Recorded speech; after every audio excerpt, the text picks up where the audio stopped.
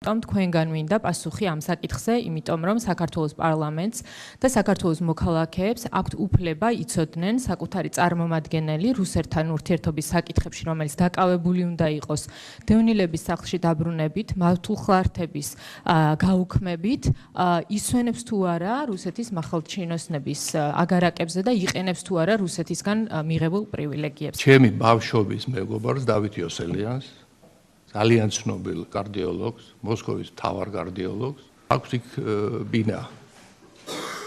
დავკვატიჟა მეუღლესთან ერთად და ვიზეიმეთ ეს ამბავი. ნამდვილად იქვე ახლოს აქვს ბატონ პრიმაკოვს ბინა. მე მას კარგად ვიცნობ, მაქვს დიდი ხნის ურთიერთობა. კარგად ვიცნობ არა მარტო ბატონ პრიმაკოვს, არამედ უამრავ ხალხს კიდევ მოსკოვში. სხვა მაღალჩინოსნები ამას არ ესწრებოდნენ. დავით იოსელიანს ხვალ უსრულდება 70 წელი. იმის გამო რომ ესეთი კითხვა არ დამისვან აქა, ანაგიდა სხვაგან ვერ მიდივარ ერთი დღითაც კი მოსკოვში. ჩემი ცოლი გაუშვი, როგორც ასე თქვა ოჯახის წარმომადგენელი. ხლა რაღაც მეტი ნდობა უნდა იყოს ხალხო ერთმანეთთან.